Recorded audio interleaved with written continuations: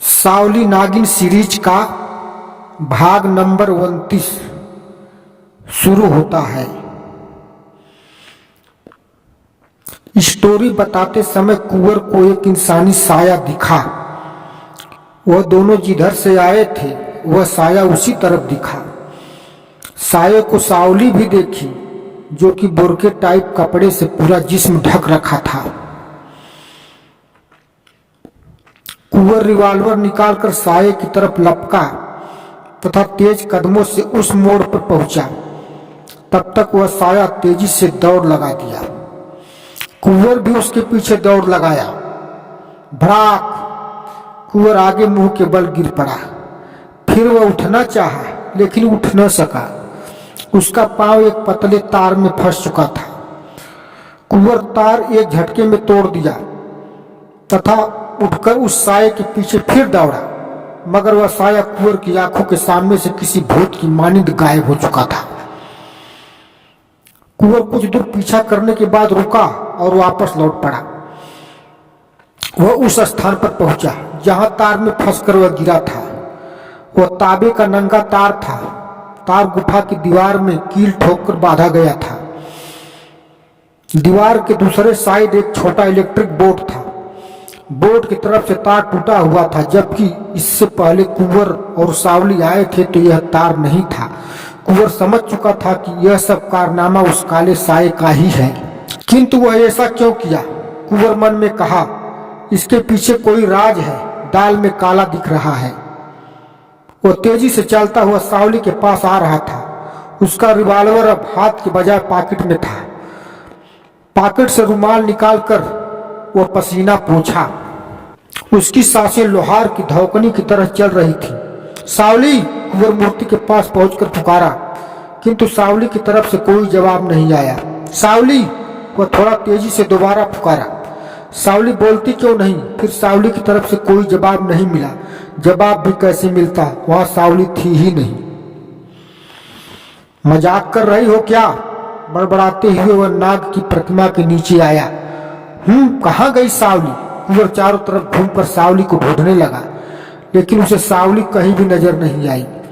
वह टॉर्च की हेडलाइट जलाकर उसे दोनों तरफ ढूंढा। फिर वह उसे ढूंढने के उद्देश्य से गुफा में आगे मुंह बढ़ा तथा पुकारा, सावली! सावली! सावली! कुंवर की तेज आवाज गुफा के भीतर टक्कर खा उठी। डिगनिक डिगनिक! इसी क्षण तभी उसका फोन डिगडिगा उठा। हेलो! कुंवर ट्रांसमीटर पर बोला। कौन? वह नाग बाबा की आत्मा। वही नाग बाबा की आत्मा। उधर की आवाज इस बार किसी जेंट्स की थी। वह ठीक है, लेकिन क्या पूछना चाहते हो?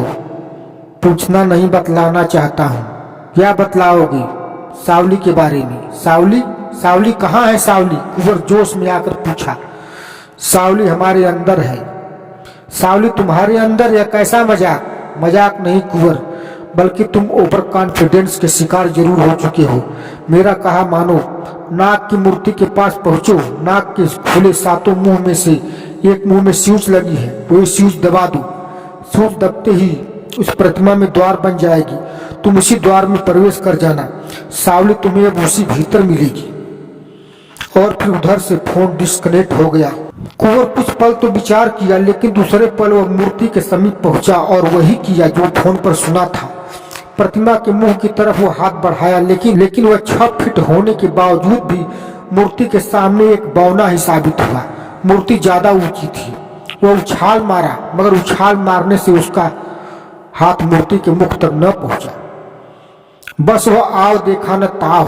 भूत निकालकर पेड़ पर चढ़ने की मानिंद मूर्ति पर चढ़ गया और फन पर उस प्रकार बैठ गया जैसे कालीदह में शेषनाग के फन पर भगवान श्री कृष्ण बैठे हुए थे।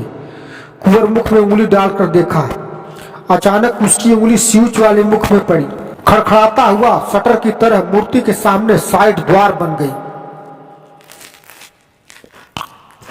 कुंवर ऊपर से कूदा और रिवॉल्वर हाथ में लेकर द्वार में धीरे से घुस गया।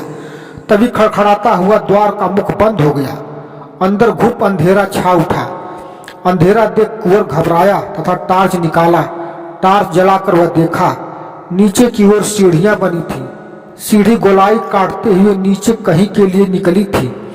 कुंवर सीढ़ी पर पांव रखकर नीचे उतरने लगा। वह टार्च जलाकर आगे पीछे दोनों तरफ देखता नीचे उतर रहा था। वह 200 मीटर के करीब नीचे उतरा, तभी उसे कुछ आहट सुनाई दी। वह सुना कि किसी के जूते की खटखटाहट सीढ़ी पर नीचे से आ रही थी। तभी कुंवर की नजर उस पर पड़ी। वह शख्स नीली वर्दी में था, हाथ में गन थी और सिर पर कवच टाइप टोपी। कुंवर उसे देखते ही टार्च बुझाकर दीवार से सटकर खड़ा हो गया। वह गन वाला कुंवर की तरफ बढ़ा ही आ रहा था। कुंवर दीवार से चिपक गया, लेकिन तभी वह गन वाला शख्स कुंवर के पास आ धमका और गन की नाल कुंवर के गले पर सटा दिया। ये क्या, हटाओ! कुंवर गन की नाल पकड़कर नाल दूसरी तरफ घुमा दिया। कौन हो तुम? गन वाला चीते की तरह गुर्राकर प्रश्न किया। तुम कौन हो? कुंवर भी प्रश्न किया। भड़ाक भड़ाक! तभी गन वाला कुंवर की गाल पर एक भड़ाका रसीद कर दिया और बोला, हरामजादे, सवाल के बदले सवाल करते हो। क्या नाम है तुम्हारा? कुंवर क्रोध से आग बबूला हो गया। उसके थप्पड़ से उसका रोम रोम भड़क उठा। वह झटके से एक हाथ से नाल पकड़कर दूसरे हाथ से उसका गिरबान पकड़कर कस दिया और घुटने से उसके नाजुक अंग पर वार कर डाला। वह शख्स सोच भी नहीं सका था कि कुंवर उसे इतनी आसानी से धराशायी कर देगा। वो गन का हत्था छोड़कर अपना गुप्तांग पकड़ लिया। तभी फिर कुंवर का वार उसकी कनपटी पर जा टकराया। कुंवर के हाथ का पंच इस बार उसकी कनपटी पर ऐसा बैठा कि उस शख्स के मुख से हौलनाक चीख खारिज हो उठी। भड़ाक! कुंवर का उल्टा हाथ घूम पड़ा। इस बार उस शख्स के दाएं कनपटी पर लगी चोट उसे बेहोश कर दी। कुंवर टार्च जलाकर देखा, वह गिरकर बेहोश था। कुंवर उसकी गन बट की तरफ से पकड़ा और गन लेकर टार्च जलाता वहां से आगे बढ़ चला। लेकिन तभी बगल दीवार से मानो भूत की तरह एक झुंड गार्ड प्रकट हुई और कुंवर के जिस्म पर गन सटा दिए और वह आत्मसमर्पण होने वाली मुद्रा में दोनों हाथ ऊपर उठा लिया। उधर दूसरी तरफ सावली के जिस्म पर अनेकों भाले के नोक सटे हुए थे। अब आगे की कहानी अगले एपिसोड में।